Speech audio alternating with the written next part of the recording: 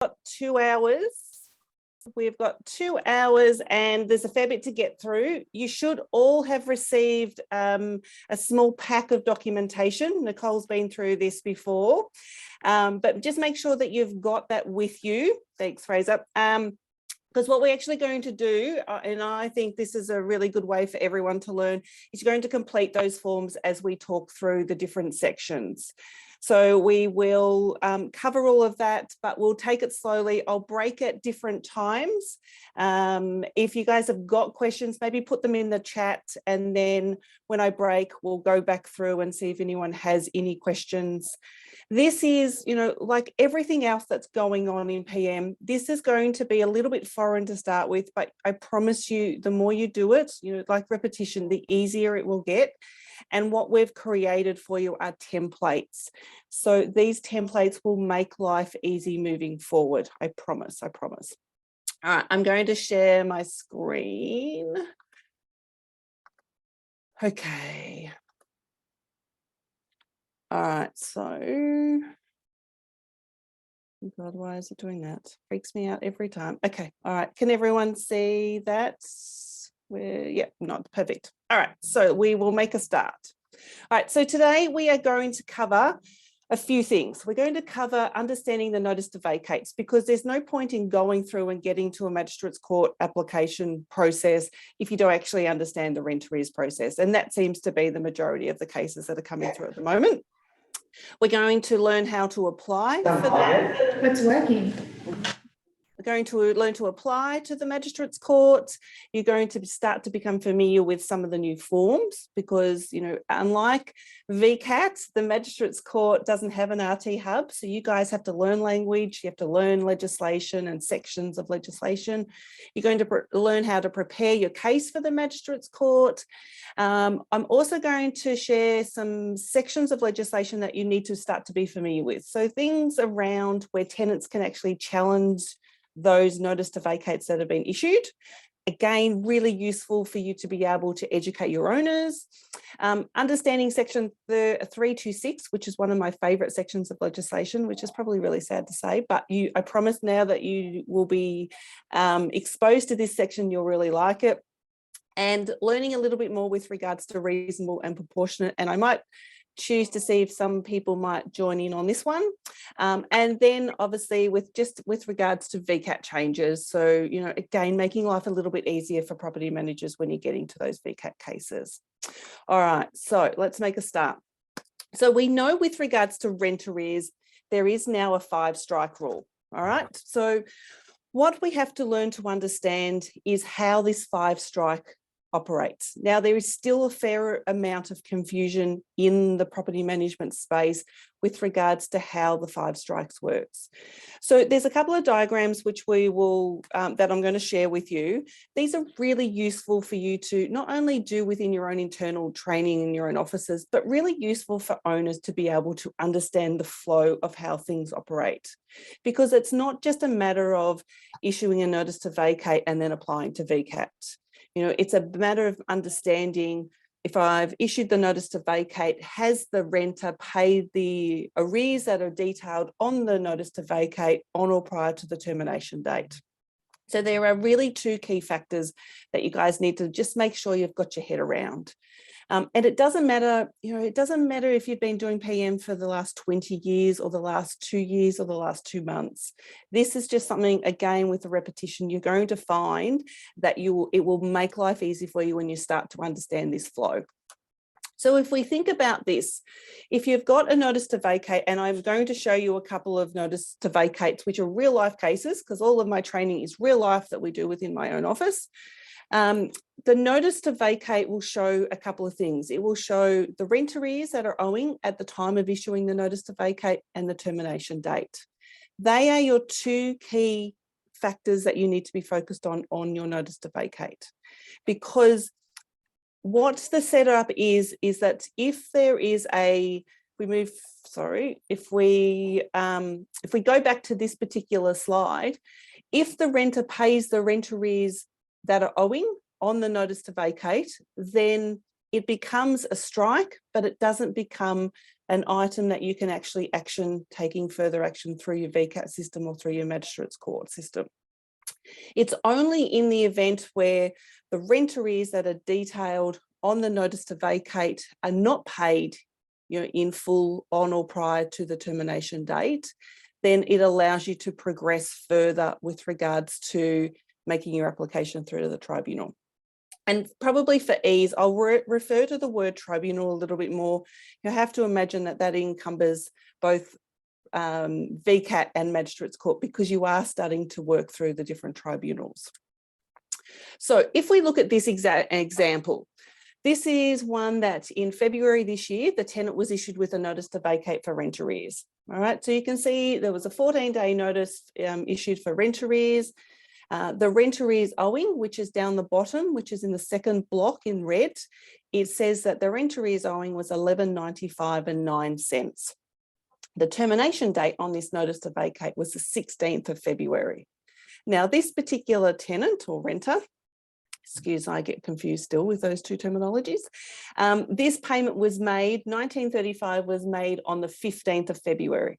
So what this means is that the notice to vacate is now effectively void. It becomes strike one, but it is a void notice which doesn't allow you to be able to progress to any further action at VCAT or through magistrates court.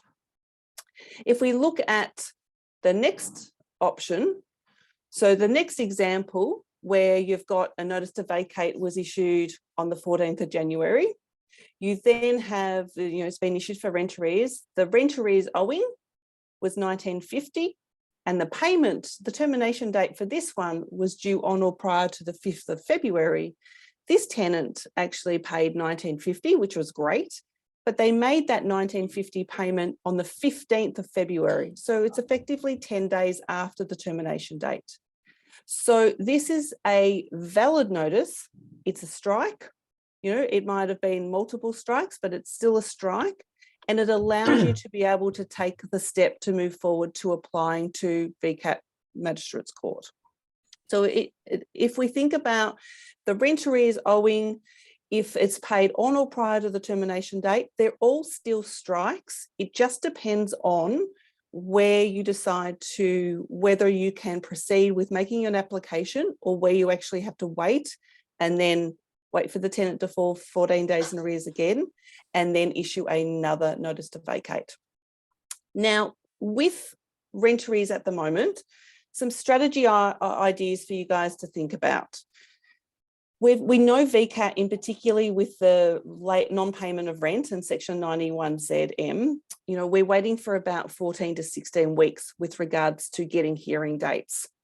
So something that you probably should consider is, even in the event that the tenant has in this occasion, they have made the payment, but it's been made after the termination date, there's no requirement for you to make the application as such. What you could actually do is wait for this tenant to fall into arrears again, wait for them to be 15 days in arrears, and then issue them with another notice to vacate.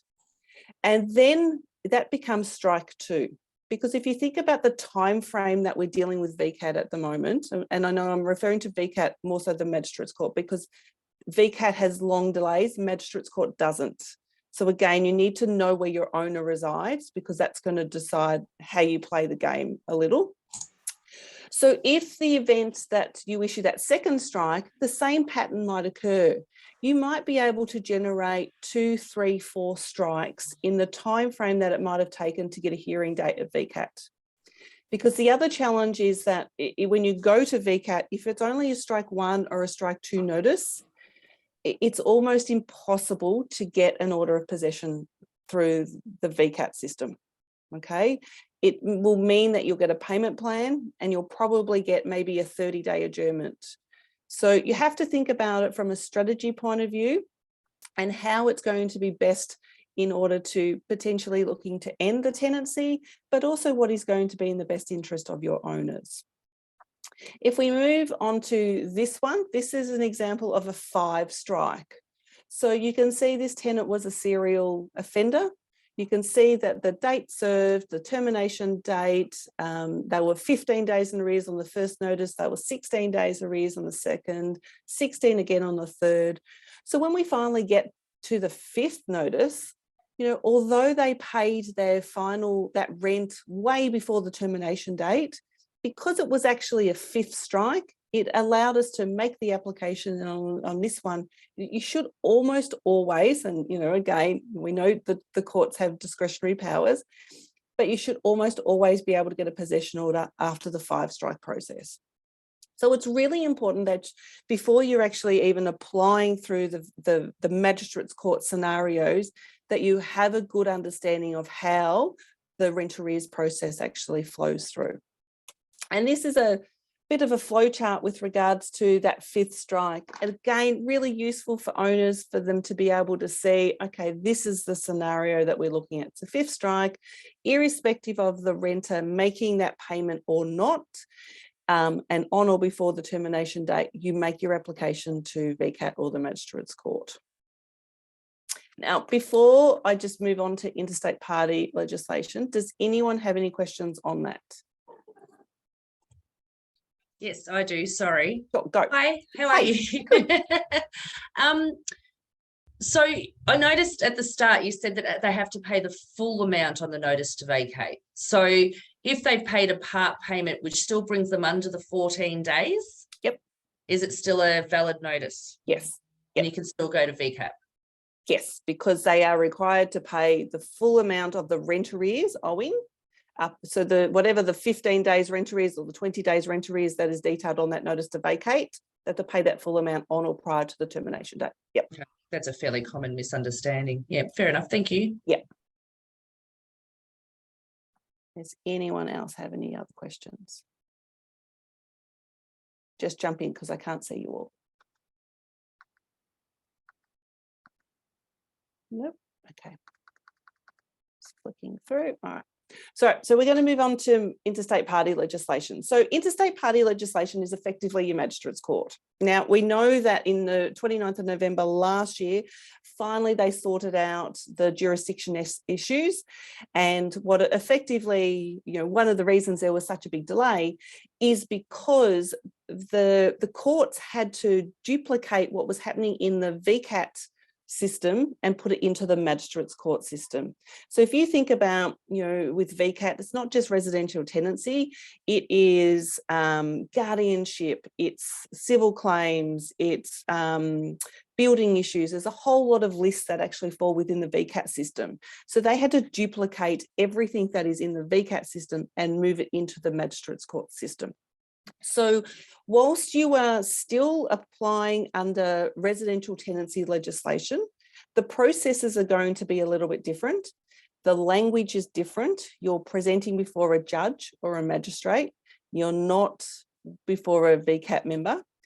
And your paperwork will need to be 100%. So there's be far less leniency with regards to errors with regards to, on any of your paperwork, because you are before a judge in the magistrates court system. So just keep in mind that whilst you are working under the RT umbrella, you are conducting yourself in the magistrates court. So we're going to talk about a little bit later on how you would refer to the magistrate or the judge. And particularly when somewhere down the track we actually get back to face-to-face, there'll be different processes and procedures that you guys are going to need to make sure that you're understanding and following. Presenting before a magistrate or a judge is not going to be for everyone. I'm so sorry, please. Well, all right, so be mindful that if you've got new team members or less experienced people within your team, this is really the next level up from presenting at VCAT. So it's really important that there is a lot of support and coverage is provided to those that are presenting in these situations, because it is a little bit more challenging. And like I said, it's not going to be for everyone. And keep in mind, although you are in the magistrates court, the court isn't bound by rules of evidence. So just like in the VCAT system, where they're really, the rules of evidence only apply in certain circumstances, you know, there's no reference to those rules, even though you're actually presenting in the magistrates court, you are still under the RT umbrella with some differences. So just there's a few things to just be mindful of. That is it's a different beast, I suppose, for want of better words. All right, so this first part, this is where you start. So you need to look at, where does your client reside? If they reside in Victoria, if they reside overseas anywhere, if they reside in Canberra, if they reside in the Northern Territory, you apply to VCAT. If they reside in New South Wales, in Queensland, in Tasmania, in WA, in South Australia, you apply to the Magistrates Court.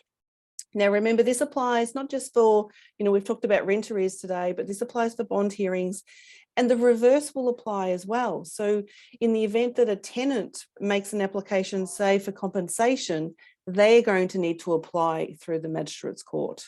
So you need to be really mindful that, you know, in those cases where you think you've got an unreasonable owner, when they realise they're actually going to be having to go before a judge, or you're going to be before a judge, you want to make sure that you've got all of your story correct and all of your evidence correct in order to be able to argue that case. Now, I know a lot of property managers have this on their desktop, they have it on their desk as a bit of a quick reference, but this is the first part that you guys need to think of. Now, as with all parts of law, there are exceptions. So in the event the owner resides in New South Wales, resides in Queensland, resides in Tasmania, resides in WA, or resides in South Australia, but the property is in a company name, then you apply to VCAT. All right, so if it's in an individual name and the owner resides in Broken Hill, for example, you apply to Magistrates Court.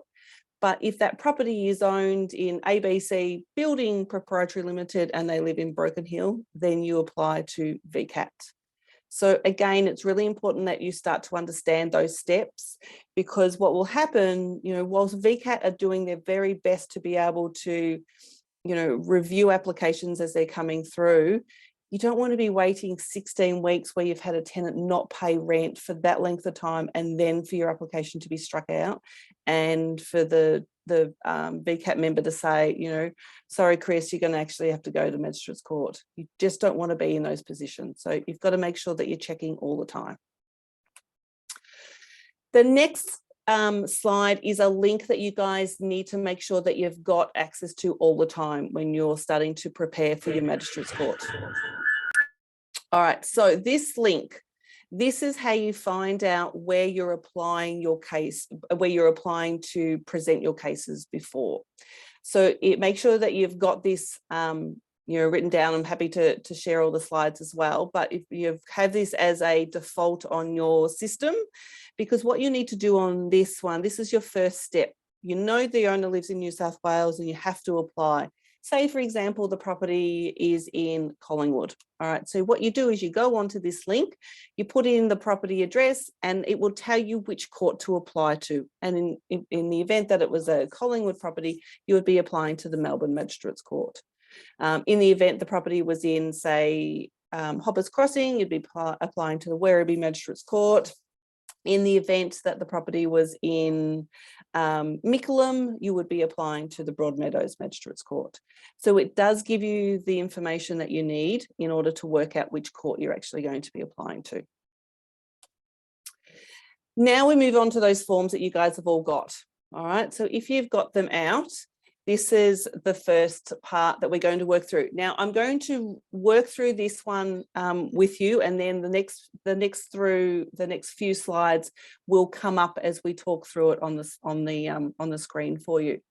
But this is what is called a Form 10A. This is effectively your application form for the Magistrates Court. All right. So you'll see on this particular form, and you'll see there's lots of grey areas. These are the parts that you need to complete. So if you've got your pen ready, we're actually going to complete this part together to make sure that everyone starts to understand how to complete them. So if we look at the very top part of it, it will say on the right-hand side, it will say court number. You actually just leave that blank because the court will give you a reference number once you have filed your application. The next part where it says Act. So say we've got that property in Collingwood and we've gone onto the link and we now know that we're applying to the Melbourne Magistrates Court. So we would write in there at Melbourne. All right, so whatever court you're applying in, that's what you would write there. Then you've got the between, the of, the and of. That is effectively your applicant and your respondent. So 9 times out of 10, you guys are going to be the applicant, which is the between. So you would put the owner's name. So for example, when you're putting owner's names, if you've got, say, Sue and Steve Jones, you need to make sure you put them in 2 entities. So it would be Sue Jones and Steve Jones. If you're just putting them as one, so Steve and Sue Jones, they're only deemed as one entity, and it can in certain circumstances make your application or your paperwork invalid. So you need to make sure that your owner's details are individual names. The of is your office address. So you put in your office address. You are not obligated to provide the owner's home address or the owner's business address. Even though you're going to be completing this document, you're not required to provide your address. It's actually just your office address. And then the next 2 sections, which is the and the of. The and is your respondent. So your and is your tenant. So whatever your tenant's name is, if there's 1 name, if there's 2 names, if there's 3 names, you put them all in there. And then the of in this particular section is the property address. Assuming that the tenants are still in occupation. So we're using the example that we're going to go through today is for a rent arrears. So we're assuming that the tenants are still in occupation. So it's going to be the property address. All right, the next part we've got the section, it's in those 2 bold lines. You've got the date of the document. So let's put today's date. Filed on behalf of would be your name.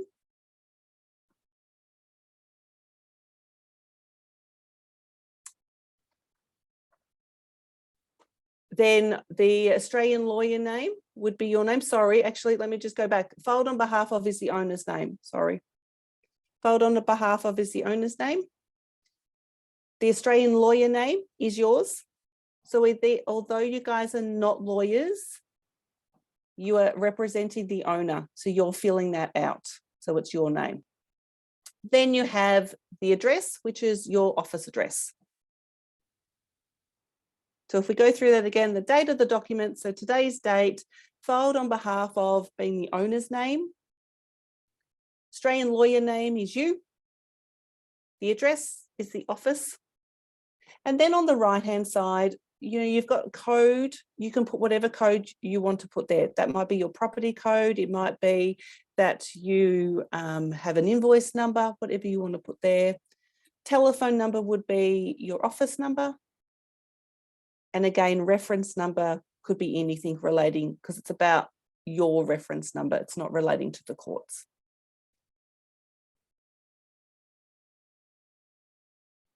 I'll just let everyone make sure they've all caught up. All right, the next section is the address for the applicant. So remember, the applicant is your owner. So the address is your office address. So it would say, care of, 400 Canterbury Road, Surrey Hills is my office address, whatever your office address is. And then the electronic address for the service for the applicant is your email address.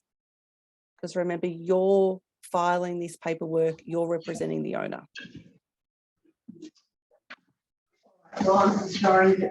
And then section 3, where it's got name and address of the Australian lawyer for the applicant, again, your name and your office address.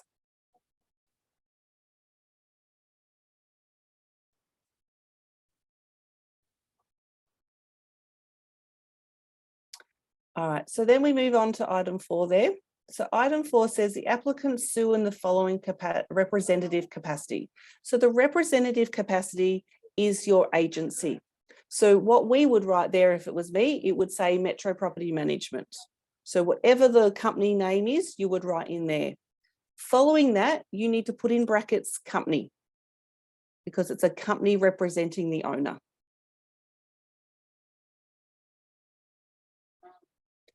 Then when we go to item 5, the respondent is the tenant. So you'd put the tenant's name, and if they're individuals, you would put individual in brackets following each of their names.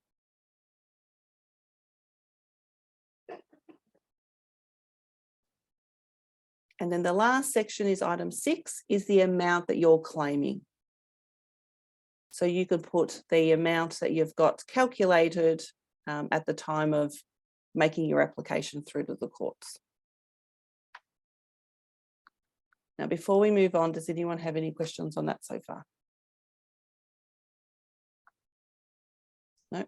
Leah, can I just ask something really quick? Sorry. That's okay. Just with the bit in the middle where you've got date of document filed on behalf of and so forth, I just want to make sure. So when you're naming, for example, the applicant, you said that the names are better off being individual. So John Smith and Sue Smith, for example, you must have it in exactly that same format in that next section. Yes, correct. Yeah. Okay, cool. Yep. Thank you. Yep. Good question. Sorry, Leah, I've just got a question as well. Sure. I've done magistrates court applications before, and with section 4, where it says the applicant sue in the following representative capacity, I have put the owners as an individual if they're an individual. So do we put the owner, because you've said to put the company name like O'Brien Real Estate, so we don't put the owner's details there? Yeah, because it says the applicant sue in the following representative capacity. So the representative capacity is the agency name. Yeah. Yeah. Okay. Thank you for clarifying. Yeah. You would think that following the, I suppose, the theme of the document, it should say owner and then individual, but it says to be the agency name.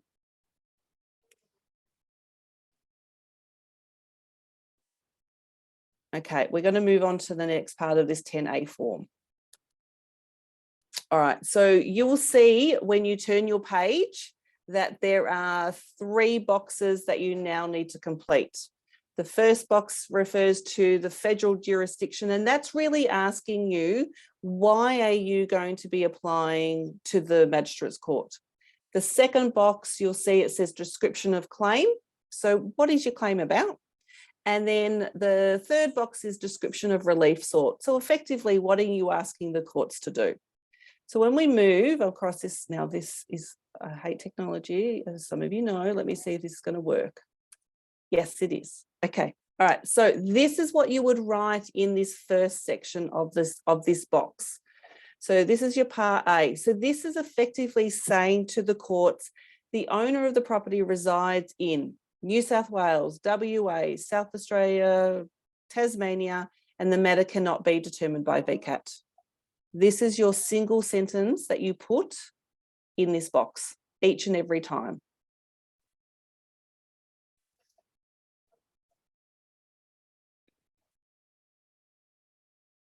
All right, so the owner of the property resides in whatever state, and the matter cannot be determined by VCAT.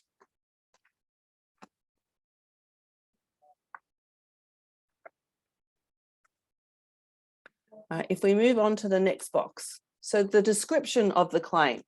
So this is about telling the judge what your claim is about. So we start with the tenancy commenced on the 23rd of April. And the screen is going to just slowly run through all the information that you guys would actually put on this section of this particular box. Because what you're doing is you're telling the judge what the situation is. So the renter commenced, the tenancy commenced on the 23rd of April, 2022. The rent is paid to the 22nd of May, 2022 with $600 on account. The effective paid to date is the 5th of June. The renter is currently in possession of the property. The rent owing up until today is X amount. And making sure that we're calculating it on a daily rate so that, again, the judge can clearly see. This section in number 6 is really important that you start to get your head around. So the RRP is seeking a judgment, because in Magistrates Court, we get judgments. We don't get orders, we get a judgment for all rent arrears owing under section 91ZM and possession of the rented premises under section 322 of the Residential Tenancy Act. I'm going to leave this up there for a little bit so you guys can write it all down. So don't panic. And the renter has been issued a notice to vacate, with the notice to vacate date being whatever date it is. And then this is the first notice to vacate issued in a 1-month period. Again, sadly, this is a real true case. Tenant moved in April, didn't make any further payments.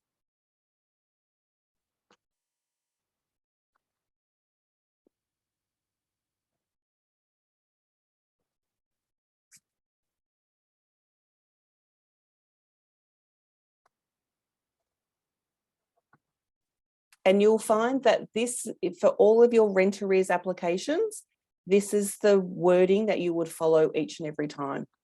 You'd be giving the scenario of when the tenancy commenced, where the rent's paid to, the effective paid to date, confirming that the renter is still in possession, the total rent arrears owing as of the time of the application, what you're seeking from a judgment point of view, and then that the rent has been issued with a notice to vacate, and if this is the first, second, third, fourth, fifth strike, for example. So remember, VCAT is always about telling the story.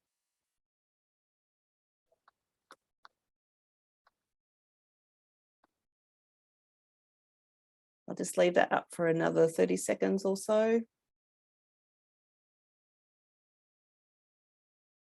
Does anyone have any questions whilst the last few people are writing?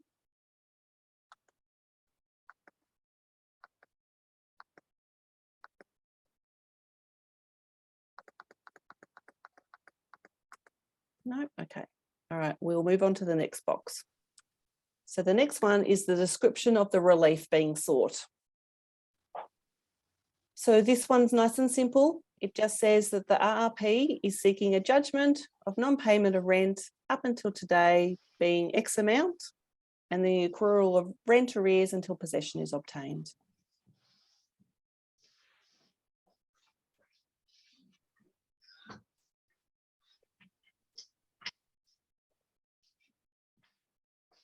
So you don't need to go into anything else in this particular section. You're just making it a nice simple sentence.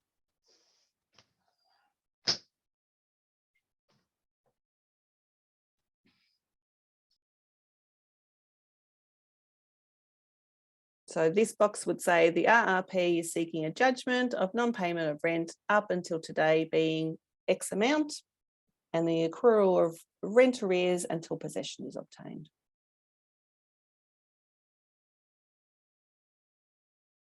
For those property managers who have been around a long time, or for actually, let me just say, for the people that have been maybe 10 years or less, so years and years ago, this is how we would have to actually make all of our applications. So the VCAT hub was never there. We'd actually have to print out forms and handwrite documentation. I've got lots of nods.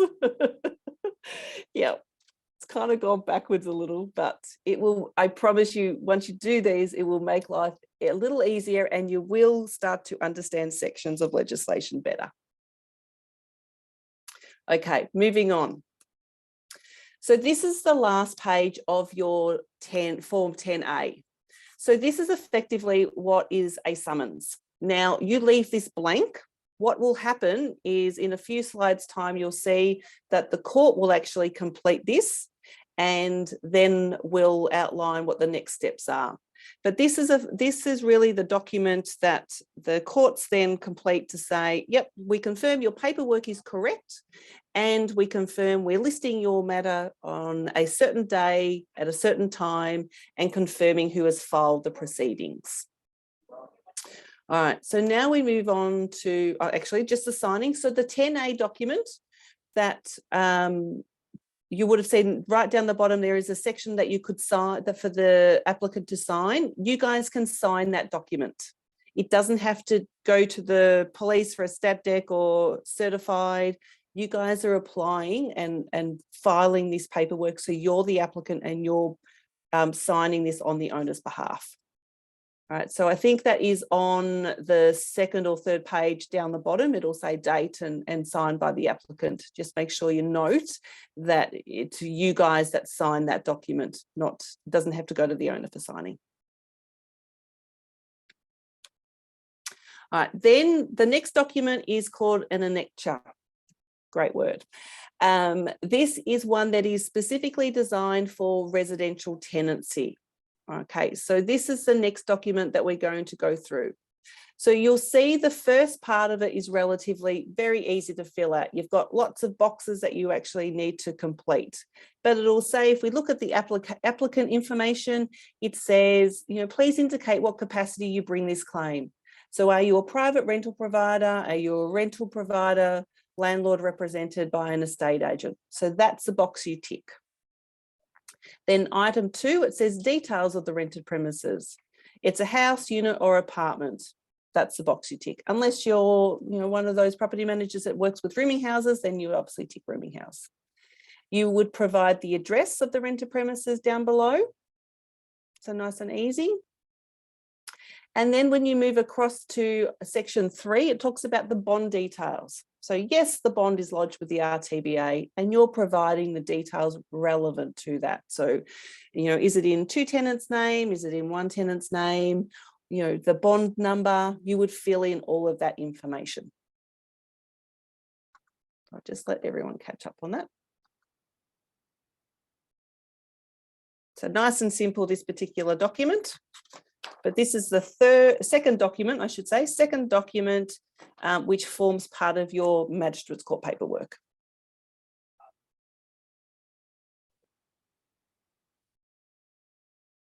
All right, we then move on to the section 4, which says claim details. So if my technology is going to work, yes, it is. All right. So this will then outline, again, because we have to complete this document because it is specifically related to residential tenancy, you need to fill out this information. So it would say the renter was issued with a notice to vacate under section 91ZM, non-payment of rent, which was served by, on this occasion, electronic communication on the 28th of June. So if it was served by a registered post, you would put in registered post there. The renter is currently in possession of the property. The rent owing up until today's date is X amount. And then again, that same sentence that we used on the original part of the 10A, that the RRP is seeking a judgment for all rent arrears owing under 91ZM and the possession of the rented premises under section 322 of the Residential Tenancy Act. So I'll leave that up for a couple of minutes so everyone can get that down. You'll see a lot of your information is being duplicated between the form 10A and then the annexure. So once you've created 1 or 2 notice to vacate or applications in magistrate's court, you will find that you've created your own templates and you just refer back to them and follow the same pattern. Obviously, it's going to be different if it's a bond claim. It's a whole nother session.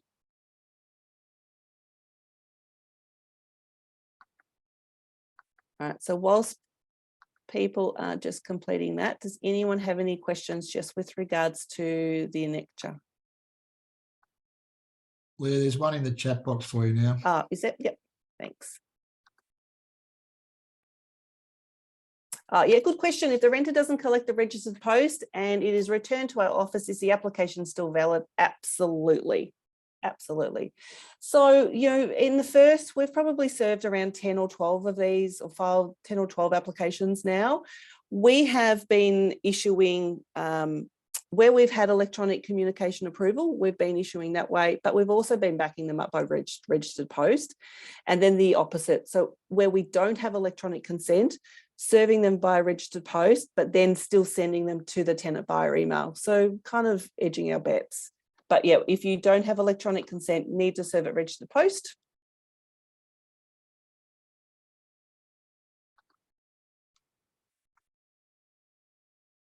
Any other questions on this one?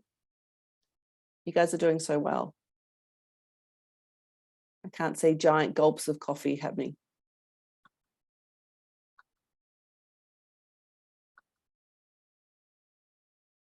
All right, we're right to move on. Yep, okay. All right, so then we go to the third document. Your third document is called the Form 10B. Now, this is a document that is provided to the respondent. Now, your respondent is your tenant or your renter. You guys don't need to do anything with this document. So right on it, I don't have to complete this. This is a blank document that is provided to the renter. And in fact, you have to provide 2 blank copies to the renter. So this is the Form 10B.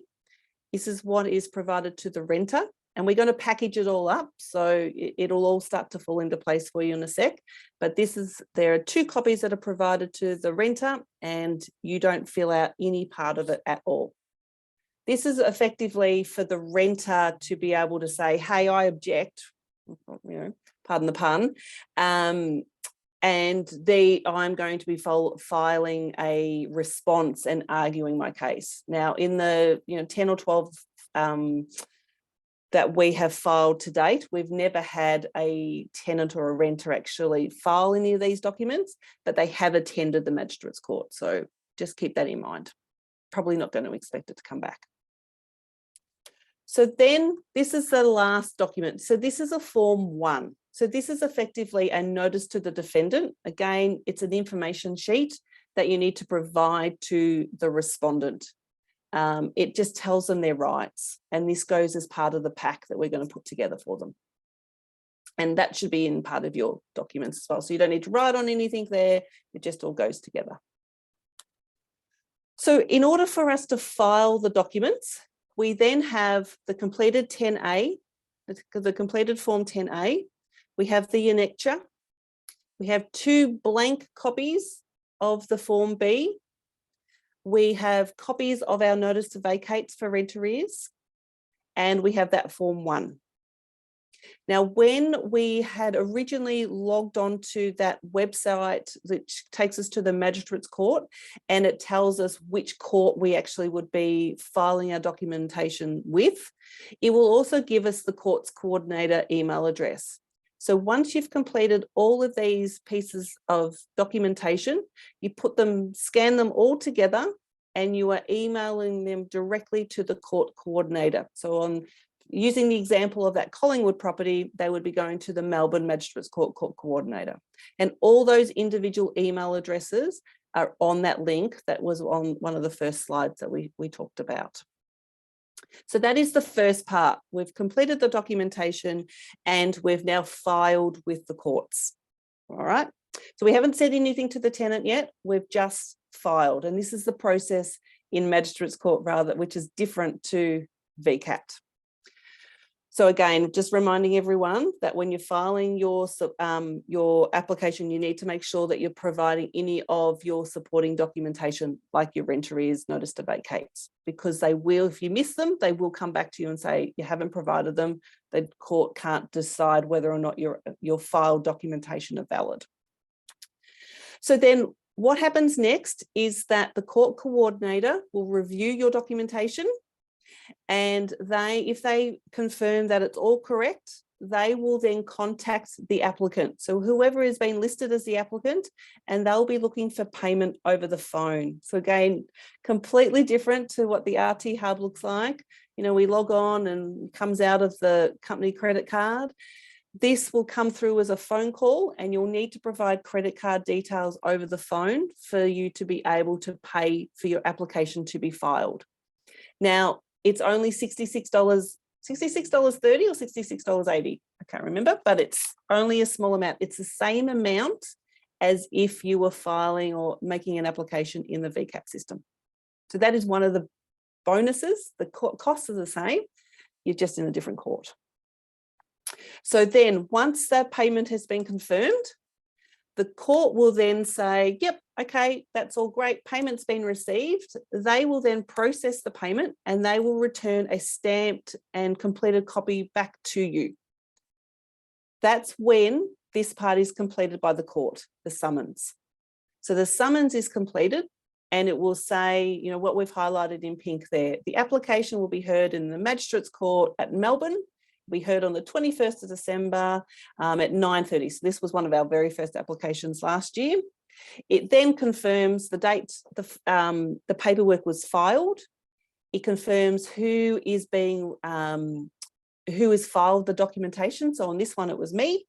Gives the office address and it just says that I'm representing the owner or the applicant. And you'll see the registrar of Melbourne Magistrates Court, which is Nicole at that one. She has stamped that.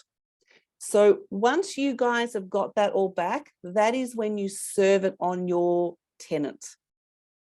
All right, so the next step is to serve all of those documents. So the Form 10A, the annexure, the 2 blank copies of the Form 10B, the Form 1 and the summons. So that just goes to the tenant, print it all out or email it through to the tenant. Dear tenant, confirming an application has been made in the Magistrates Court. It's scheduled for whatever date and you have then issued it sent it by email or you're sending it by a registered post. That is how you then serve on your respondent or on your tenant.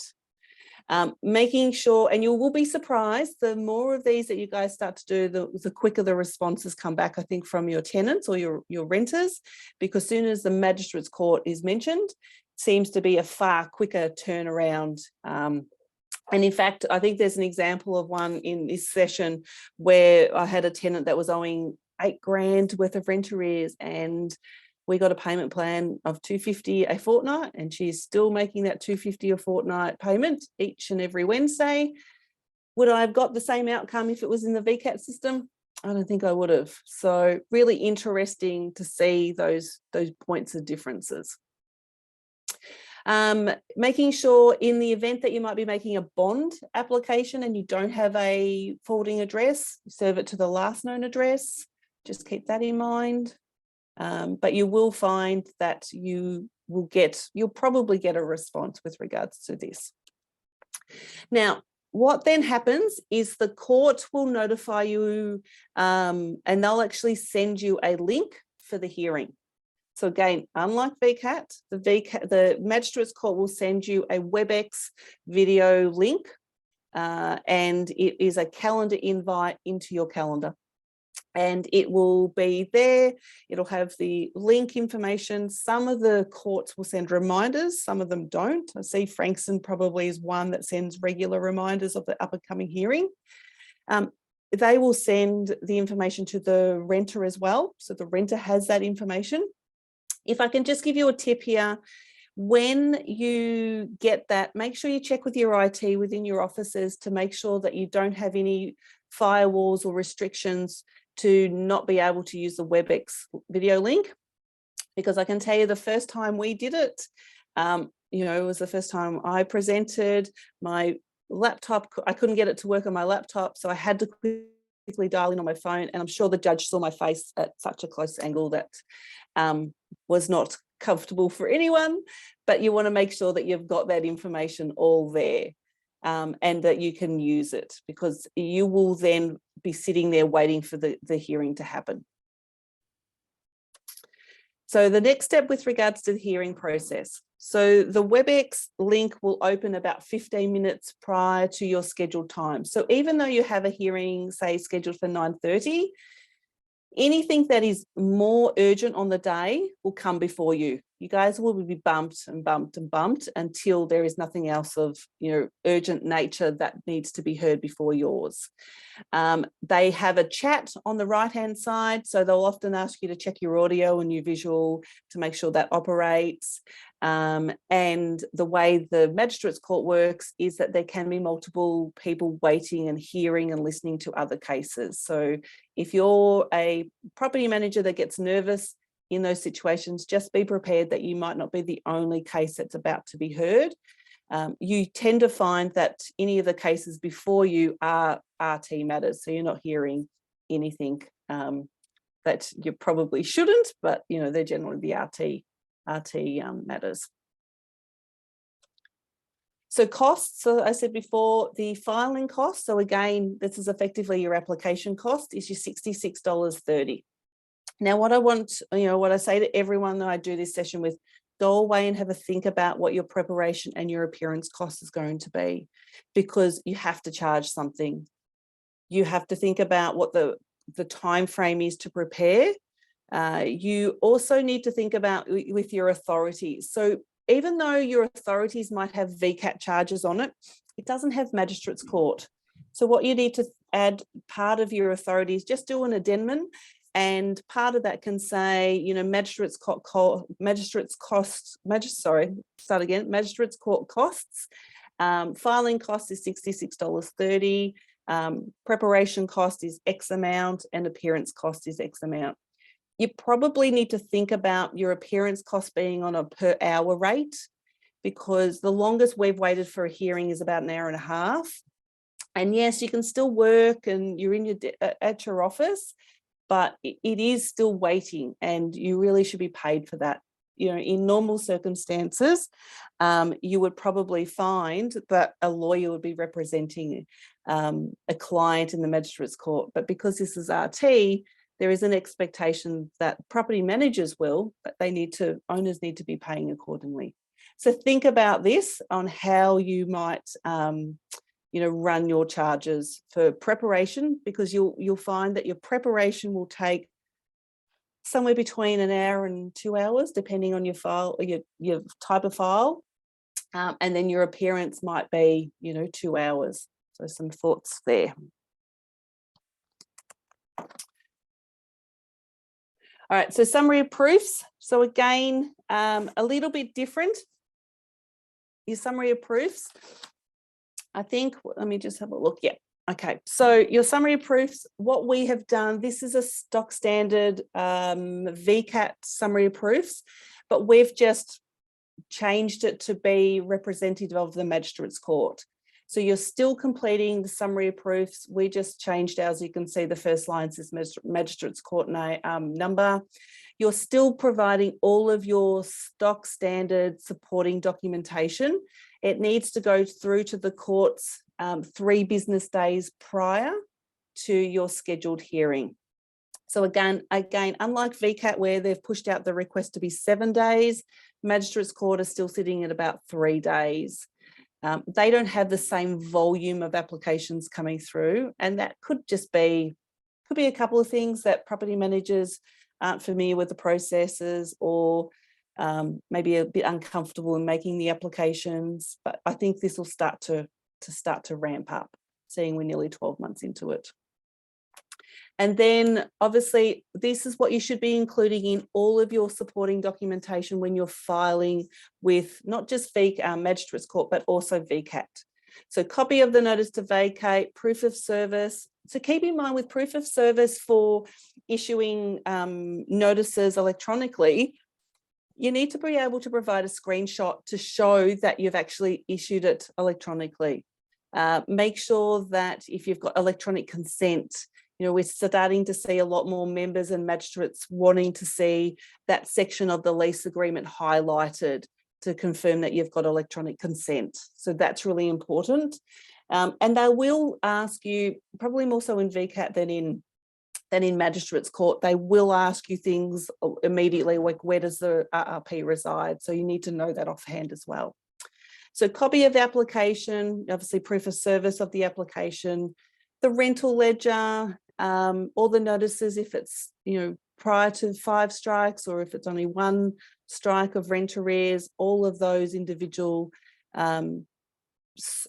notice to vacates and the supporting service documentation, the lease agreement, any previous payment orders, the bond receipt. And then particularly if you're arguing or going to be arguing that you're after a possession order, and we're going to talk about this in a minute, just with regards to reasonable and proportionate. So if you've got a tenant, for example, that is, $5,000 in arrears, and your owner is actually elderly and relies solely on the rental income, your supporting documentation might be a stat dec from your owner, that you guys might have actually written in order to help the owner to be able to support their case and argue why it's reasonable and proportionate to end the tenancy. So, but we'll talk about that in a minute. When you get into the court system, all right, you obviously, this is a combination of presenting in person, but also on the screen. You need to have professional attire. It is something you are before a judge or a magistrate. So you need to change your language rather than ma'am, sir, member to your honour. When we're physically going back to the court system, you need to learn to bow every time you enter and exit the courtroom. That's going to be a little bit weird, I have to say. And the applicant stands on the left-hand side versus the respondent on the right-hand side. And that is the opposite of how the VCAT system works, because when we go in, we stand as an applicant on the right side, respondent on the left-hand side. And then this last paragraph, we're not seeing this request being made. It has been flagged with me that it might be more so when we're in the courts face-to-face. But because we are not lawyers, and because we are, they've created this piece of legislation to allow us as a professional advocate to represent the owner, we actually have to seek leave from the court. So you'll see there it says, Your Honour, may I seek leave to appear on behalf of the property owner as a professional advocate. So again, that would be something you would start with. It might even be a question by the judge, it might be a question that you say, do I need to seek leave here, Your Honour? And they'll say yes or no. The difference with presenting at Magistrates Court versus VCAT is the judge will say to you, provide me your summary of what you're seeking here. They're wanting you to quote sections. They want you to tell them. It's not at the same step through walkthrough scenario that we see with VCAT. And I can tell you that, those cases, and I'd love to see if anyone else has got any other feedback of those that have been before the Magistrates Court so far, but they're not the warm and fuzzy scenarios that we often see in VCAT. These people, the judges, they are less tolerant of situations. So be prepared that you're dealing with two different beasts, I suppose. VCAT's often a little bit more, user-friendly, whereas the Magistrates Court's going to be, get to the facts, tell me your submission, move forward, for example. I'm going to stop in a sec for any questions, guys, but I just want to show you a couple of orders. So this is what an order will look like coming through from the Magistrates Court. This was our 5-strike rule, a 5-strike order that came through. And you'll see, particularly if you look at section 2 on this one, where it says the court finds that the renter has been issued with 5 notice to vacate since May 2021, and the last was being served on the 21st of December 2021. Now, keep in mind, when you do get an order of possession, you come out of the Magistrates Court, you go back onto the RT hub, and that's where you can apply to purchase your order your warrant. So you don't order warrants through Magistrates Court, you go back through to the VCAT hub in order to do that. And you follow up the VCAT system if there's delays in warrants coming through to you. The last one, just with regards to bonds, just keep in mind, if you are making bond retention claims effectively through the Magistrates Court, you'll get hearings roughly within 28 days, and that's the same for rent arrears as well. So really quick turnaround. We say that because everything is so long now. But keep in mind, with bond claims, that at any stage through a bond claim, whether it be in the Magistrates Court or VCAT, the tenant can still initiate to try and get their bond refunded through RTBA.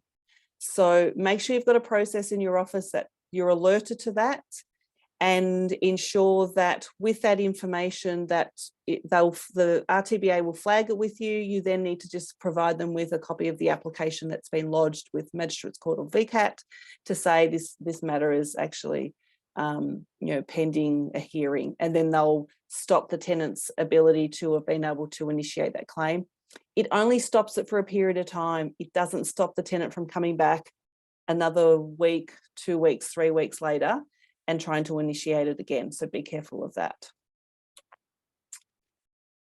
I might stop there and see if anyone has any questions. Hi, Leah. I just have a quick question.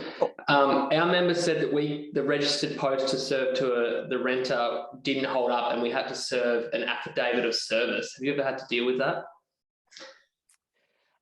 Yeah, look, was it VCAT or Magistrates Court? Magistrates Court. Yeah, it does say that if you are not 100% confident that the tenant or the renter has received it, you can complete an affidavit prior to the hearing. But I think it just depends on the different service arrangements. If you could demonstrate that, yes, they've received it via email, even though you don't have electronic consent and you've sent it via registered post, and that the person that has completed it is the one doing the application and presenting before the judge, that should be enough.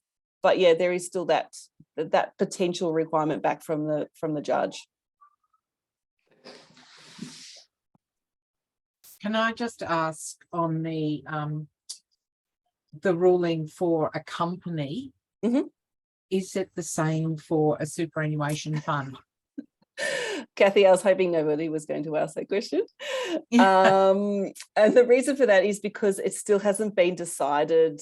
Of course, yeah. Yeah, look, VCAT is still sorting through that. At this stage, I think your best course of action, if it is through a super fund, is to still make it through the VCAT system.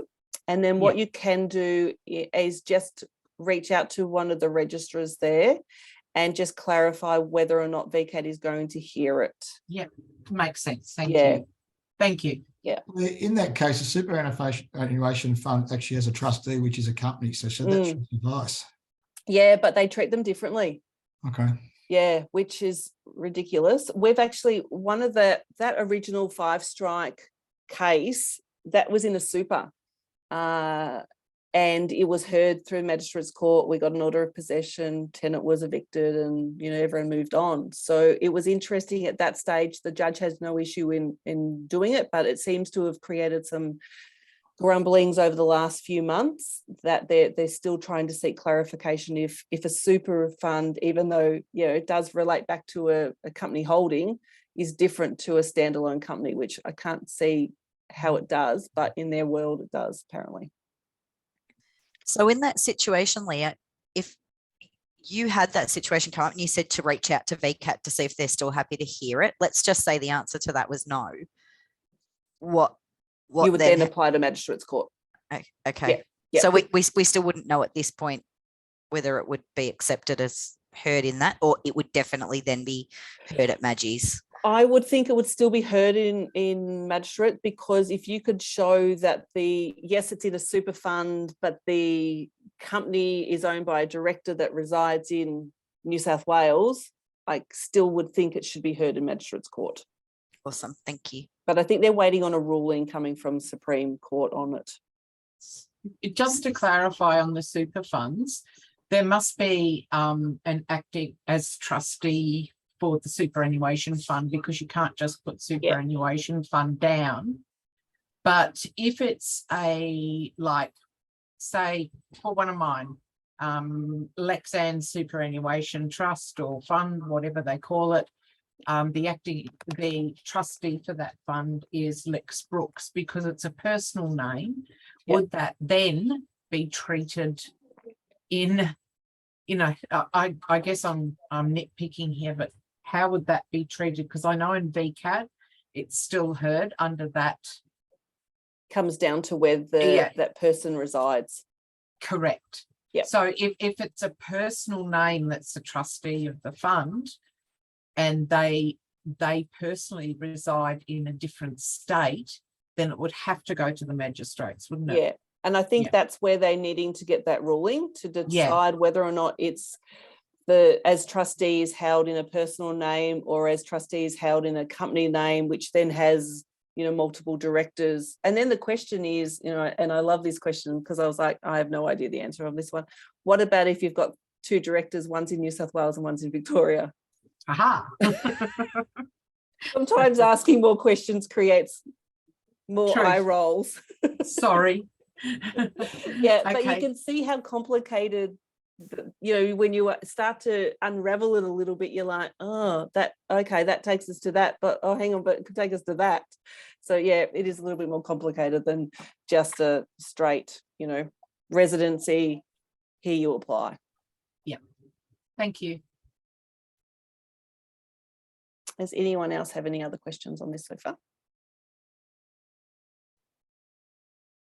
Nope. Okay. All right. So just moving on, just with regards to your bond claims, again, this is just a bit of a refresher for everyone, making sure that everyone is aware of all the supporting documentation that you need to be thinking about as part of, you know, whether you're applying in Magistrates Court or applying in VCAT. You know, tenancy agreement, bond receipt, payment ledger, photos, invoices, reports from trade, summary of proofs. Again, electronic service communication, whether it's allowed, your registered post information should be there. You know, you might have any other supporting documentation.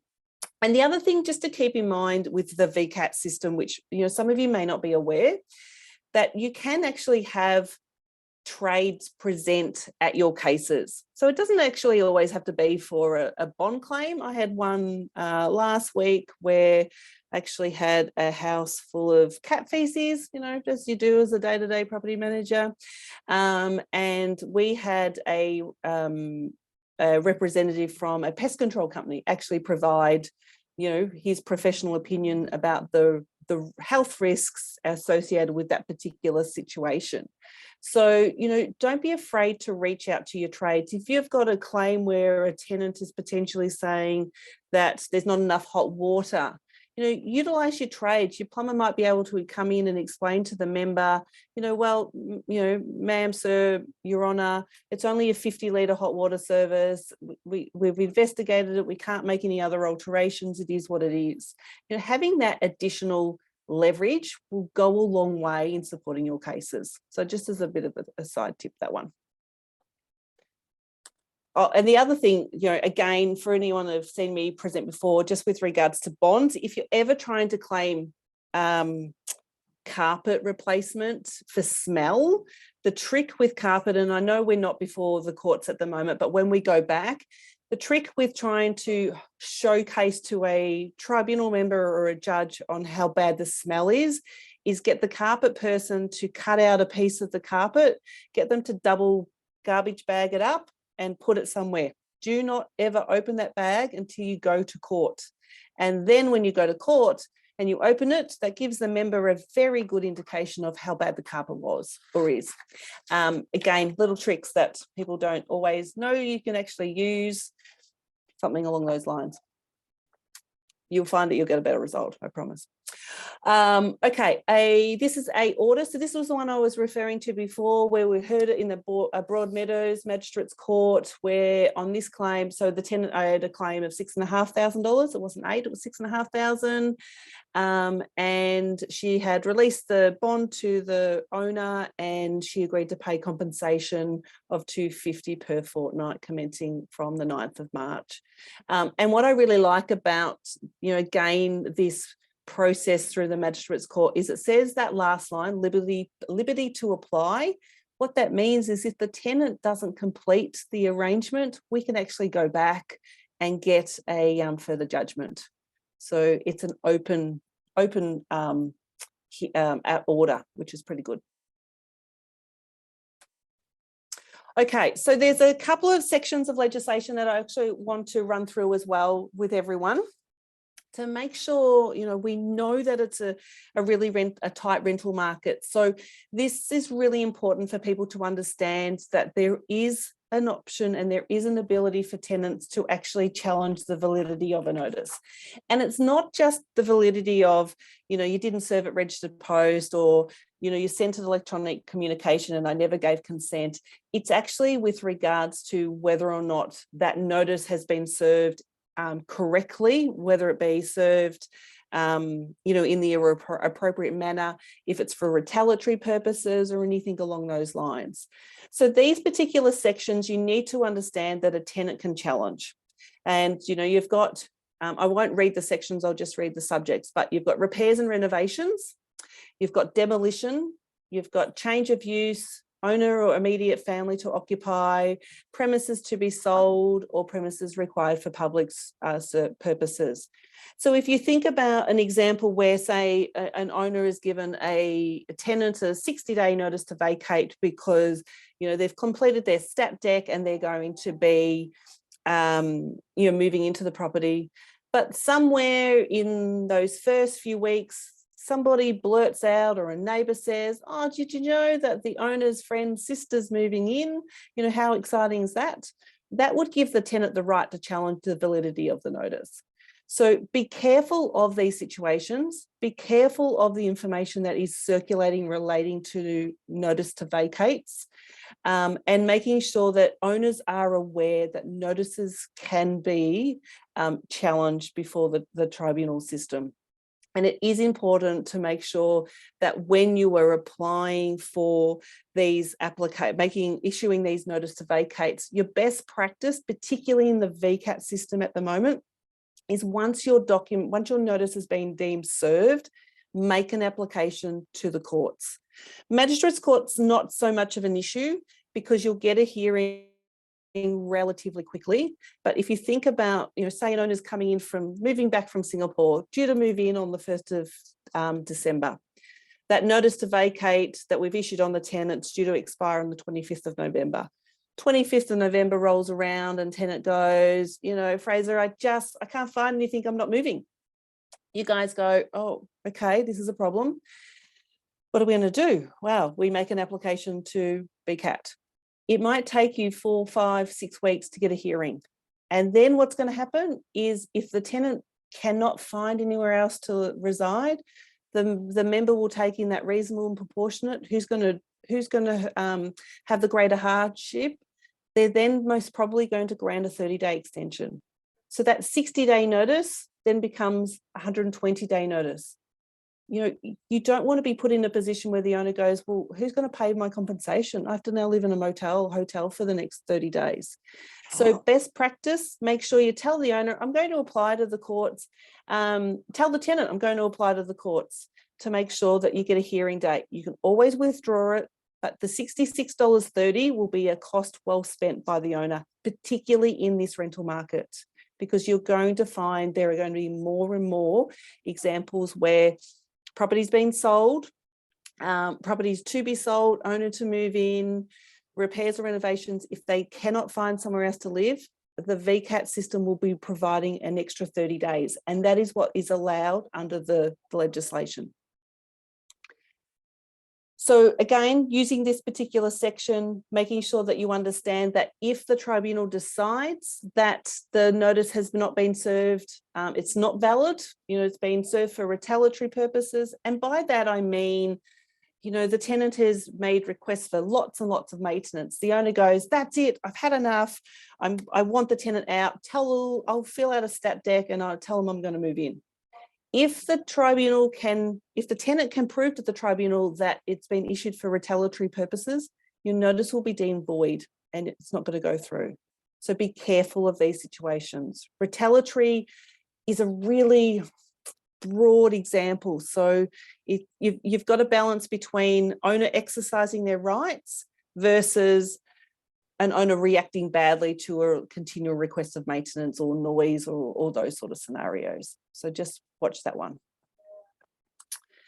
This is the other thing that I want you all, I know I'm throwing a lot at you today. but this is a really important one. In all of your notice to vacates that you issue, except rent arrears. So we take rent arrears off the table. Property to be sold, owner moving in, renovations, demolition, all of those. There is a maximum time frame of 30 days for you to make an application to the VCAT or Magistrates Court after the termination date of the notice to vacate. Now, this is not talked about very often. A lot of property managers don't know it. A lot of owners would not be aware of it. So what you've got to be careful of, I'll use the example. Say owner issued a notice to vacate because owner was going to move in.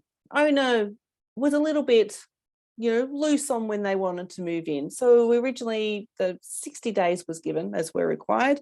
The tenant came back and said, oh, look, I can't find anything. Can I have another 60 days?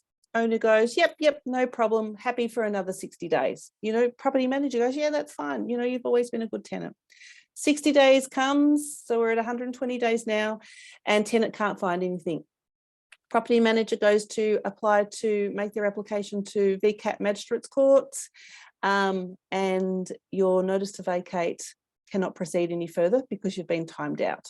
You've only got 30 days from the termination date. Make sure you put this into your calendars. If you've got notice to vacates that you're issuing, put your termination date in your calendar, but put on the 29th day after that termination date, do I need to make an application to the courts? Because you don't want to be in a position where you have to start the process all over again. So be careful on this one. Can I just ask a quick question? Sure. Sorry, Leah. Yes. So in that instance that you just used, Yep. right, great tenant, we're going to be, we've asked for another 60 days, owner agrees. Would it be best practice in that situation to reserve the notice to vacate all over again, like for a second time? No. So what you could actually do, Danielle, is make an application to VCAT, get a hearing, say to the VCAT member, I just want to confirm that we'd like an order that the tenant is going to be vacating on X amount on X date. Okay. And therefore, if they're not vacating on that date, we want the order to stipulate that an order of possession will be granted, warrant, blah, blah, blah, blah. Wonderful. Thank you. Yep. Lessons learnt. This is another section that I want you guys to take away and really learn to implement. So this is section 326. Section 326 is used in circumstances where, and let me say, we've all had these tenants, we've all had these examples where a tenant gives their 28 days notice to vacate and you guys go, yes, the owner goes, yes, fantastic, very happy to this relationship to be coming to an end. What you need to do in those circumstances is go back to the tenant and say, hi, Danielle, thank you for your notice to vacate. We confirm there'll be no further extensions to your 28 days notice. We'll be expecting the keys to be returned on X date. And the tenant will most probably say, yep, no problem, understand. When that date comes along, in the event the tenant doesn't deliver vacant possession, you can then, on the day after, make a general application. So I think it's section 330, make a general application, quoting section 326, because the tenant has failed to vacate the property. You don't need to issue notice to vacate for rent arrears or anything else. This is the section you use. It is a really underutilized section, and it will get a hearing date relatively quickly through the VCAT system. And it is to emphasize that the tenant is required to vacate. Again, understanding legislation, again, in this market, you'll probably find that if the tenant hasn't been able to deliver up vacant possession and they say, look, I've applied for 20 properties, I've been rejected, the tribunal member will probably give a 30-day extension, but at least you've got it in an order format and you'll be able to have a deadline moving forward. Like I said, it is a really underutilized section of legislation. The key just to, I suppose, push VCAT along is to make sure in those circumstances that you just reply, acknowledge receipt of the tenant's notice to vacate and confirm for them there is no option for them to extend past that vacate date. That is the key in this particular scenario. Any questions on that one? No. All right. Next one is we're just about, we're going through much quicker than I anticipated. Well, I've got time for more questions on anything else that you want to talk about as well. So reasonable and proportionate. So now in all of your cases through VCAT, you have to be able to argue reasonable and proportionate. And reasonable and proportionate can be for lots of different scenarios. But for those that are presenting through Magistrates Court and through VCAT, you have to learn to put this into your language. You know, ma'am, sir, it's not reasonable and proportionate for this tenancy to continue because the tenant is unemployed. It's not reasonable and proportionate for this tenancy to continue because the tenant renter owes $5,500 and the owner relies on the rental income and this tenancy cannot be sustained.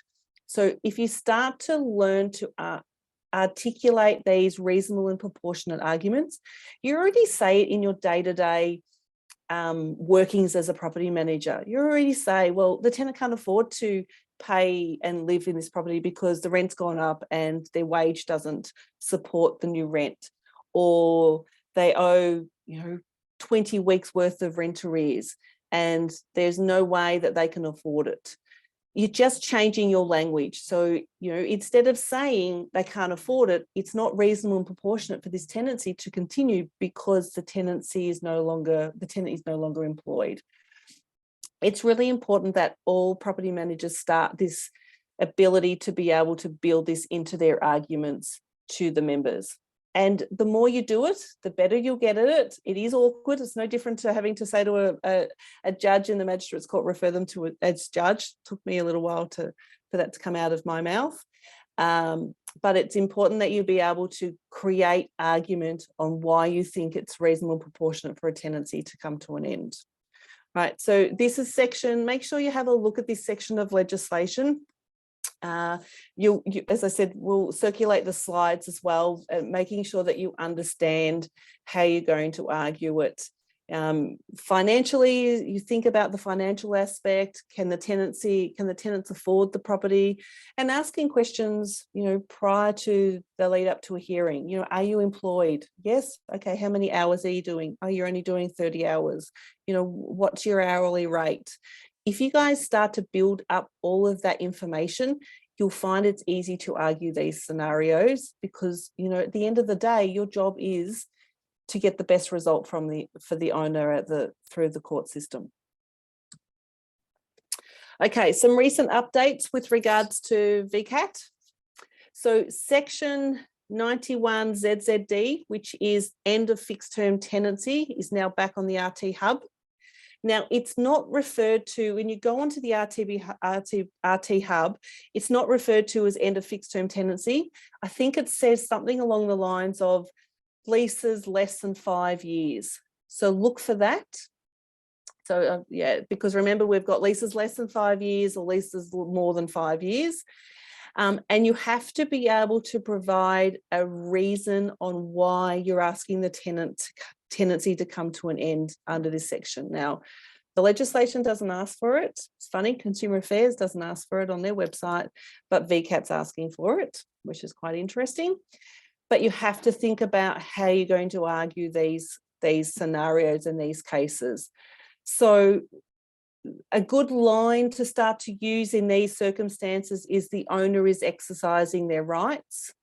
The owner is exercising their rights to end this tenancy. You've got to be very careful on not discriminating. You might have a tenant who is continually 10 days in arrears. Your reason for ending that agreement is the renter is continually 10 days in arrears with their rental payments, and the owner is exercising their rights under section 91 ZZD. So it's just, again, starting to get your language correct to be able to argue these scenarios.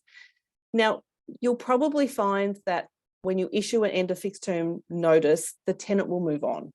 But you need to be prepared that if they don't move on, how are you going to argue it? Because it's not going to be a straightforward, just, hearings heard, tenant moves on. It if the tenant can create doubt, retaliatory aspects, those sort of scenarios, you've got to be careful that the tribunal doesn't exercise their rights and potentially void that notice. So that's one thing to keep in mind.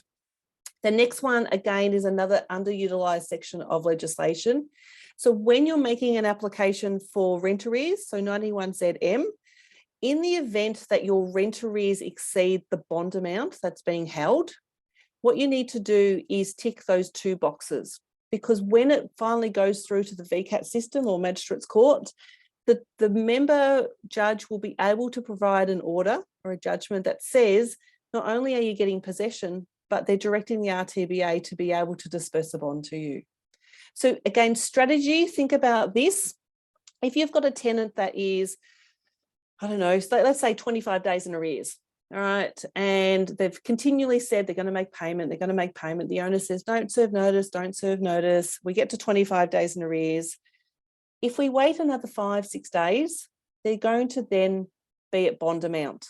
So from a strategy point of view, you would then need to explain to the owner, we are going to issue this notice to vacate. However, we're going to wait until the rent arrears are equivalent to the bond amount and then make the application, because when it gets through to the courts, we'll be able to claim not only possession, but also the bond. Otherwise, we know the backlog for bonds is enormous. If you then go, okay, well, it's 25 days in arrears, I'm issuing my notice to vacate for rent arrears, that's fine. And then you get to VCAT, for example, get an order of possession, you then have to make an application for bond, which will be heard sometime between, somewhere before the end of the first quarter next year. So it's going to take a while. So keep that in mind. Strategy. Property managers need to think a little bit more strategic in circumstances and explain to owners why you're doing it. 9 times out of 10, once you have explained it to an owner, they will appreciate it and understand, okay, you're actually doing it to actually benefit me. The last thing here is just making sure when you're sending documentation through to VCAT, this is how you should be labeling all of the information so that they can clearly see that it all relates. That lovely house that I had with the cat feces, we actually uploaded a video. Now, the VCAT members won't always look and log on to check it because they're in a SharePoint situation. So what we did was just make a call through to VCAT to make sure that the member was aware that there was a video there and for them to review the video prior to the hearing.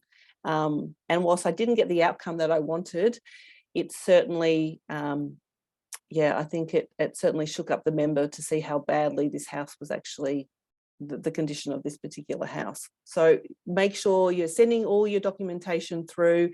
And like I said, if you've got videos, make sure you flag it with the VCAT helpline. The last one is just with regards to payment plans. Now, payment plans, what they can now do is if you've arranged a payment plan with a tenant, you can then submit that through to VCAT and the member in chambers will then effectively rubber stamp that payment plan.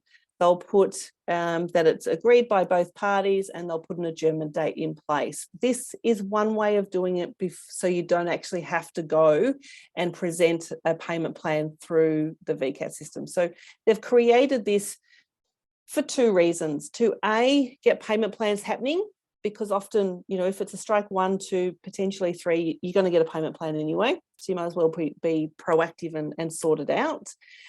It also is reducing the number of applications that are being heard through the VCAT system. So that is something, that's what the other reason why they're doing that. Now, this is an example. I just wanted to give an example of what you might do as creating a payment plan. So this one, the rent is $400 a week, rent's paid to the 1st of April, the arrears owing to the 15th of April, it's 137 days, it's nearly $8,000 worth of rent arrears. I use this example for 2 reasons. One, to show you just a simple way that you could create a template for a payment plan. On this occasion, the tenant is saying, yep, they're going to continue to pay their weekly rent, but they're actually going to pay another $400 a week. And that's great. However, the consequence of this, and this is the part that I just want to really flag, is it's going to take them nearly 20 weeks to catch up paying $400 a week. So when you are creating and discussing a payment plan, it's really important as property managers that you can explain to not only your owner, but also your tenant. You know, I appreciate that you're going to pay $400 and you're going to pay an extra $400, but do you realize it's going to take 20 weeks to catch up? So when the owners actually hear it from that perspective, they might go, well, you know, can we see if we can get $500 a week extra in order to reduce that time frame for it to catch up? And it's really important, again, when you're setting these payment plans, tips, put that into your calendar. If it's a weekly payment plan and the tenant, particularly this example where there's 20 weeks to catch up, you want to see that $400 coming through each and every week. If it doesn't come through, reapply and reopen your adjournment. The other part is when you're getting adjournment dates from VCAT or Magistrates Court, put them into your calendar, particularly for serial delinquent non-payers. If you've got an adjournment there, you do not want to lose it. So have the adjournment set the day before it's due to expire, have it set a week prior to it's due to expire. You know, reminder, Leah, am I reopening this application? What's going on with it? Checking back in with the owner, checking in with the payment. But it's really important that you are proactive in these situations. You've done all the hard work to get a payment plan and potentially get an adjournment.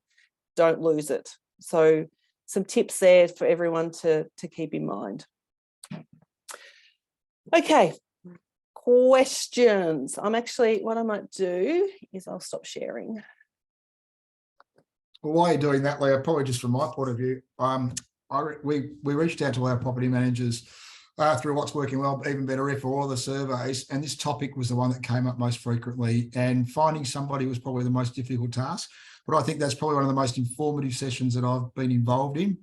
Not only just going through the actual reality of what you do, but just the tips as well, the strategy behind it. And I think that's probably something as property managers we don't give enough thought to, is the strategy around why we're doing this and how it's going to benefit our rental providers. So on my behalf, I thought that was fantastic. So thank you. Thank you. Yeah, look, it's really important, Fraser. And often I'll say to property managers, you know, for a tenant that is a serial late payer, you know, and you'll watch the screen here, stop reminding the tenant to pay the rent. You know, and property managers are like, oh, I can't do that. I have to. I'm like, no, actually, you don't. You don't. You're not obligated under law. You're not obligated under insurance. Tell the owner what you're doing, but you're not obligated. So if you want a tenant to fall into arrears, stop reminding them and it will work. Great tip. Yeah, normally the face is like, oh, I can't do that. Can't do that. Does anyone have any questions? We're ahead of time, which obviously I spoke too quickly. I've got another question. Sorry, I'm being annoying today. You always do. Thanks, Phrase. When we're talking about end of fixed term tenancy notices, you mentioned getting used to using the language, the owner is exercising their right to end this tenancy. Yep. Is that enough, as simple as that statement? Or do you, because I saw this come out and I was just like, how much harder are they going to make it for rental providers? Yeah. You know, end of fixed term tenancy under this new legislation was probably one of the easier ones. But now they've just added that extra layer, which is obviously making it that much harder. So is that statement enough, or do you have to attach, for example, the renter is constantly 12 days in arrears and therefore the owner is exercising their right? I think initially in your initial notice to vacate, so we've only served one so far, and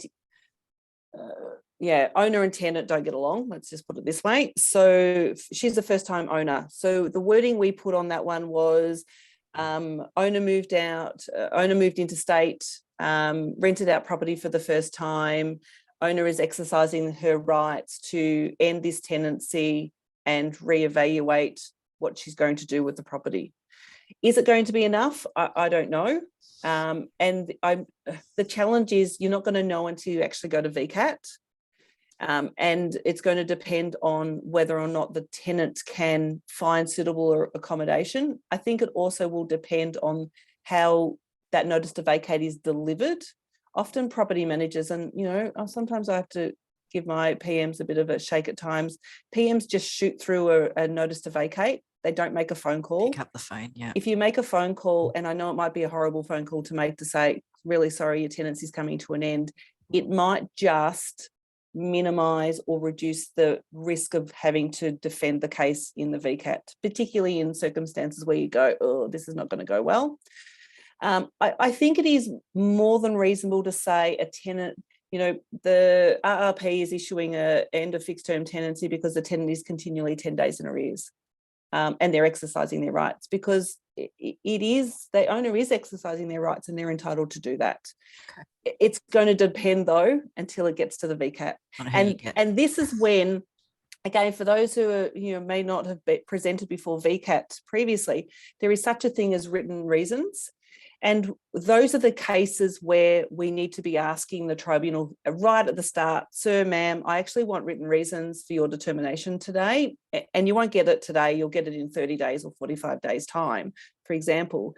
But it gives us learnings. It gives the industry an opportunity to review why they've made that determination and based on the evidence that was presented at that particular time. So the more written reasons we get, and VCAT hates it, Ian Proctor hates it when I, spruik about it, but it allows us to do more training in these circumstances and, the wording and what works and what potentially doesn't work.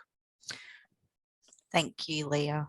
I actually had a situation recently just in tips where I hadn't ticked the box under section 213A for the bond for one that I'd applied back in February and didn't get a hearing until the 28th of July. Yeah. And we went from $2,500 arrears through to nearly $9,000 worth of arrears in that time period. Yeah. And I actually just asked the question on the day of the member, and he actually awarded me the bond under his discretion. So that's just a tip for anyone that's in that same situation as well. Yeah, and that's a great tip, because if you don't ask, you don't get. Yeah, no different to asking. I always push my luck with regards to adjournments. Member can have a 6-month adjournment. Often it comes back, Miss Calnan, you'll get a 2. So I try. Any other questions at all? Yeah, I do. I've got and I don't know what notice to be able to serve on the tenant. A tenant is not keeping the property in good condition at all. The owner's concerned and wants to kick her out. Mm-hmm. And we've made an attempt to go through and do a routine, which we've been through once, and we saw it was just not up to standard. It wasn't damaged, but just filthy dirty and things like that. And, has rubbish in the driveway. It's a commercial as well as a residential. So there's a commercial downstairs, a residential up top. And the lease is out from February this year. So I can't kick her out on an end of fixed term tenancy. So what other notice could I do? Like, she's not going to move in, she's an investor. Yep. What notice can I serve her a breach? Yeah, you can. Great question. I was actually going to bring this up because there's a loophole in the legislation that's been written. I haven't done any training on it, but this is a great segue, so thank you. In the RT, it talks about successive breaches. So I think it's 91, it's either ZP or ZL. So if you just take that note, ZL, ZP, I can't think which one it is. Yeah. What the legislation says is serve 2 successive breaches on a tenant. If they fail to comply with them, make an application, serve a notice to vacate. If they fail to vacate, make an application and you'll get possession. Bang, sounds easy. Well, no, even though the legislation, and that's exactly how it's written, that's not how VCAT have been told to interpret it from the government. So guys, what you'll need to do is you issue a breach notice and keep it very generic, to say the property needs to be cleaned throughout. A senior member told me the other day that I can't ask a tenant to clean the kitchen benches or open windows to ventilate, because I can't be that specific. But what I can do is be a little bit more general. So, the kitchen throughout needs to be cleaned. The bathroom throughout needs to be cleaned. The bedrooms need to be cleaned. You create that breach notice. So you issue it, let's say we issue it today, 14 days lapse. At the time of issuing your breach notice, you issue an entry notice to go and do an inspection on the 15th, 16th day after your breach notice. Then if the tenant hasn't complied with the breach notice, you then make an application to tribunal for a compliance order. So it goes to tribunal. They will issue you with a compliance order, which will effectively say to the tenant, you need to do. They will then issue that. If the tenant fails to comply with that compliance order, it is then reasonable and proportionate for you to be able to issue the tenant with a notice to vacate for failing to comply with a compliance order, and then subsequently make an application. It's roughly the same time frame. I know when I sound that out, it sounds like it goes on forever, but it is roughly the same time frame from issuing the two successive breaches, serving notice to vacate, making application. And in fact, those notices are heard relatively quickly. They're higher on their priority list than, I think they sit about 3 or 4 on their priority list, the VCAT system. So that's the process that you take. If there's rubbish there, rubbish to be removed from the front of the property, rubbish to be removed from the side of the property, rubbish to be removed from the backyard. Be generic, don't be so specific. So that's my tip on that one. And I would love to know how you go. I will. I'll let you know. Thank you. That's awesome. I've actually done one before. Oh, just recently? No, I did that 4 years ago. So this is new. This is a new piece of legislation because the old legislation had the compliance aspect to it. So yeah, It's really good. Yeah, it's not in the new legislation. Yes. So how are we meant to know? Any other questions? I have a question. Sure. So following up from what Anna was asking, so I'm currently in the process of doing my consecutive breaches with one of the properties. The issue that I've come across with is the tenant allowing me to get through. So when I serve my notice of entry to go along with my breach and I turn up and he just like puts notes on the door saying, do not enter, I'm really sick, I have COVID. So what happens is that between my breaches and the time where I actually make it through the property is sometimes like even a month in between. So I'm really worried that moving forward, if I do end up making an application, and that's going to actually impact me. No, because the reason you're not making the application or making the application for compliance earlier is because you can't get in. So, we know that tenants will play that game. So, serve the first entry notice and then failing to do that, just serve a second entry notice and say, look, I'm coming along irrespective. I'm not going through this example anymore of you having COVID or you having this or having that. Sometimes if you push it a little bit harder, you'll get a result. In those circumstances, don't go alone, take 2 people with, have a second person with you. But it shouldn't impact, once you explain it to the member, it shouldn't impact you getting a compliance order at all. Okay, thank you. Was there someone else who was going to ask a question? Yeah, I was going to say something. Sorry, my camera's not working today. With the compliance order, is it 2 consecutive breaches before we can apply for it? No, it's just 1.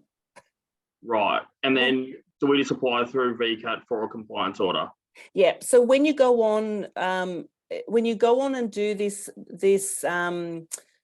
breach notice, which, like I said, it's either ZP or ZL. In fact, when you look at this notice in bold, just above, I think, your signature, it will say, if you fail to comply with this breach notice, the RRP can make an application for a compliance order. So it's telling them straight away that, if you don't do it, we're making the compliance order. And the reason for those steps is because you have to demonstrate that you've been reasonable and proportionate in trying to end that tenancy. Because this is one where the renter's been smoking in the premises and it's caused significant yellow walls and things like that. Yep. So we've got a breach notice done for cleanliness. due to smoke damage. Is that correct in saying it's a cleanliness breach, or what breach would you put it under? Because there's no smoking breach. Failure to maintain the property. Yep. Yeah, and then we just do a compliance order to have those rooms rather cleaned and repainted. Is that right? Yeah, that's what you'd be seeking. Whether you get it, I think you might, depreciation will come into play. If the property is 10 years, hasn't been painted for 10 years, you won't get repainting, but you might get cleaning. So there'd be might be a cleaning order. And you'd probably might be useful to have a tradesperson who's quoted on it to be able to be on standby to provide evidence on confirming that it is actually cigarette damage to the walls. Okay. And that's another tough one because the property's going up for sale. He's got it till December in his lease. Yep. With moving forward, what would the process be then? A compliance order? Well, if the owner would be, if there's damage to the property, the owner would be better off if they've issued a notice of intent to sell or issue a notice property to be sold with vacant possession. That would be a better option. And that'd be quicker than going through the compliance order. Yeah, and particularly when you go to VCAT and the tenant says, yeah, but the owners are selling the property, you know, I'm out in December. You might get to, it's already, we're already nearly the middle of September. So you'd be better off to issue a notice to be property to be sold with vacant possession. Your supporting doc needs to be your redacted sales authority. Okay, no worries. Yeah. All right, thank you very much. Easy. Anything else? I sound very nerdy knowing these sections. I'm really sorry about that. Can I ask one more question? Sorry. Sure. So with this new one with if properties go on the market, and the tenants, even though they've got a lease, that they can then in turn walk out the door within 14 days? Yeah, yep. So that is legit, doesn't matter that you've got a lease, anything like that? Yeah, I think there's room for argument on it. Particularly if you've got a disclosure statement which says that at that time there was no intention to sell. But yeah, look, I think it's easier just to let the tenant go in some circumstances. The part that I'm confused. Sorry, Anna, keep going. No, it's fine. The part I'm confused about, when you say they can leave within 14 days whilst the property's on the market, but once it's sold, they can't. Yeah, that's right. That's right. Yeah. But that's where us as property managers and sales forget to communicate, because say the owner takes the property off the market, nobody tells the PM, nobody tells the tenant. The tenant just goes, well, the property campaign's still going. You actually need to make it really clear. The 14 days is applicable during the sales campaign. And, you know, dear Fraser, just confirming the sales campaign has now been concluded. Your ability to issue a 14-day notice is now null and void. That confused me every time. Yeah. Yeah, it is a confusing one of, you know, because it contradicts. Yeah, there's no point. Everyone might as well have just put yes in the sale in the disclosure statement, because the 14 days would come into play. But no, yeah, it contradicts itself. True. That's good. Thank you. Anybody, anything else? I think you've answered a lot of questions today, Leah. Yeah, that's right. Amazing. Really appreciate it. Easy. No problem. And for most of you, if you don't have my contact details, I'm sure that, you know, Dean or the guys, Fraser, will be able to give it to you if you've got any questions. Happy to assist with anything. And you said earlier we might be able to get a copy of your slides. Yeah, we'll send those through. Yep. Fantastic. I think that's really important. Yeah. That's great. Well, if that's all we've got, Leah, once again, thank you. As I said, it's probably been one of the most informative sessions that I've been involved in property management. Just the case studies, I think, really helped us as well, because you can read legislation, but just see how it applies to a case study is probably more important. So absolutely. On behalf of everybody at O'Brien, thank you very, very much. Thank you. Thank you, guys. It's always a pleasure to hang out with you. I'll see you all soon.